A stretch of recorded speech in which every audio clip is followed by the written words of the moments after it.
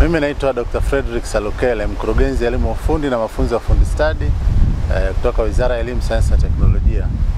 Leo nimetembelea site ya ujenzi wa mradi wetu wa kuzalisha umeme kutokana na nguvu za maji huko kwenye eneo letu la Kikuletwa unaosimamiwa na Chuo cha Ufundi Arusha kupitia mradi wetu wa E-Strip.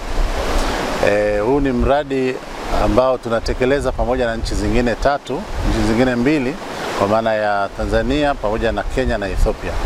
Sasa hapa Kikuletwa tunajenga mtambo utakaozalisha umeme megawatt 1.65. Ni mradi wa kipekee kidogo kwa sababu kama mnavyofahamu maelekezo ya Mheshimiwa Dr. Samia Suluhu Hassan, Rais wa Jamhuri ya Muungano wa Tanzania, anaendelea na jitihada za kuzalisha umeme kuweza kufikia wananchi wa Tanzania. Sasa huu mtambo tunaojenga hapa sio tu kwa kuzalisha umeme, lakini pia tutakuwa tumetumia kwa ajili ya kufundishia. Kituo hiki cha umahiri kupitia mradi wa E-Strip wenyewe umejikita kwenye uzalishaji wa umeme kwa kutumia nguvu ya maji. Sasa hivi leo tunapozungumza ni Mei, tarehe 24 Mei, mradi unaendelea vizuri. Wamekwisha jenga base ambayo itabeba hiyo penstock ambayo kwa ajili ya kwa mtambo wa kuzalishia umeme. Mitambo mingine ya kuzalishia umeme imekwisha fika bandarini. Tuko kwenye hatua za kufanya clearance ya mambo ya kodi tuweze kuleta hapa kwenye eneo tunapojenga. Sehemu ya civil works, sehemu ya majenzi ya mradi huu imeshafika walau 50%. Zile kuta za pembeni za huu mtambo zimeshakamilika. Sasa hizi tunajenga kuta zinazopanda kwenye eneo la mtambo wenyewe, lakini pia tunajenga hiyo control room ambayo yenyewe imeshaanza. Nimejionea mwenyewe kwamba msingi umeshachimbwa na umeshamwaga ile zege la awali.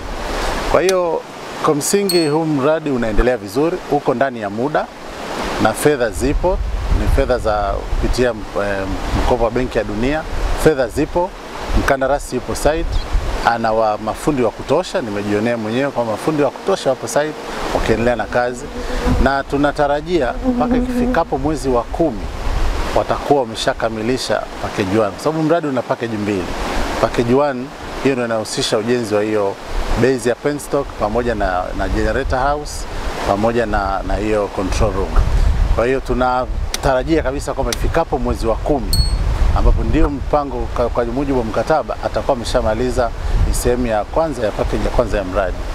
Huu mradi ni wa kipekee wa aina yake kwa sababu kwa kusini mwa jangwa la Sahara ni nchi moja tu ndio inacho chuo na mtambo wa kuzalisha umeme wanatumia kufua na huko Zambia, lakini na sisi Tanzania tutakuwa nao, na huu ni mkubwa kuliko hata ule ambao uko hapo kusini mwa jangwa la Sahara.